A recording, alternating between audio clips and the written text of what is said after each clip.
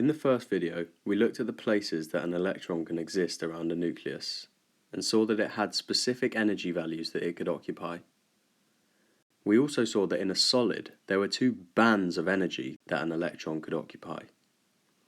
The only time you need to think about energy bands are when you're talking about solid objects. Now we want to go back to just one atom. We look at the allowed values an electron can have. Let's say it has 4 allowed energies, E0, E1, E2 and E3. And imagine for now that it is in the state E0, which we will call the ground state. Now imagine bombarding this atom with billions of photons, all with different frequencies and energies, one at a time. Each photon will either be absorbed or it will pass straight through.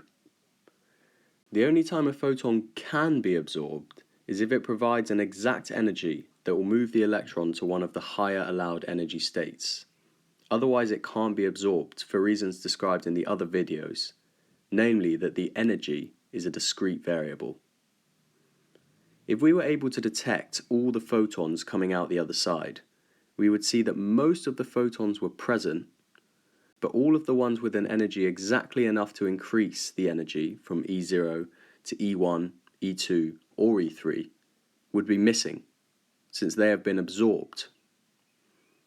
Let's make this more realistic by imagining a star, with a gas cloud made up of billions of these identical atoms surrounding it, and the Earth light years away ready to receive the light from that star.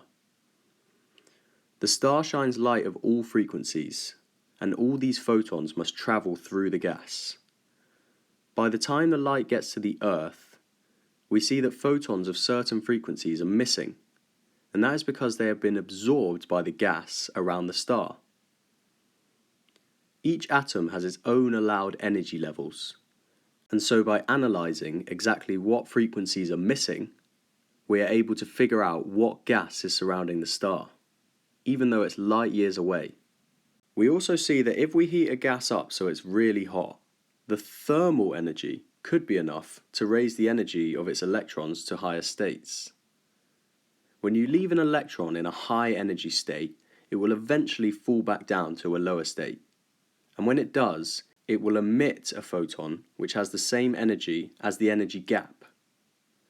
Imagine we manage to excite an electron to the second state.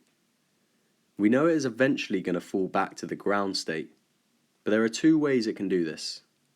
It can either fall straight from the second state down to the ground state, or it could go via the first state. In the first case, we will expect to see a photon with an energy equal to E2 minus E0. In the second case, we will see two photons, one with energy E2 minus E1, and the second with an energy of E1 minus E0. By heating a gas up and letting it cool down and emit photons, we can also figure out what atoms are in the gas by analysing the photons we receive. The final thing I will introduce in quantum physics is a remarkable underpinning of the theory: wave-particle duality. I have said that we live in a discrete quantum universe and that light propagates in particles called photons. However, up until 100 years ago, it was widely accepted that light is not in fact particles, but are waves, because it displays wave properties such as diffraction and interference. How can we explain the wave properties of light if we say that it's a particle? The quantum mechanical answer is that everything is made out of particles, but that particles are not as we imagined them before. They are new entities, which have properties that we usually associate with particles, such as momentum, and properties that we usually associate with waves, such as wavelength. These two properties are related, and every particle that has a momentum p will have a wavelength that's given by lambda is equal to h over p, where h is again Planck's constant.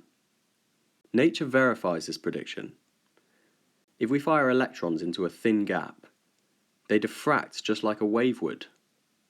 The size of the gap must be around the same size as the wavelength of the electron for diffraction to be noticeable. And this is the case when we fire an electron beam at a thin film of a material, say gold, which has its atoms spread out at distances similar to the electron's wavelength. I must point out that it is a mistake to say that sometimes an electron is a particle and sometimes it is a wave.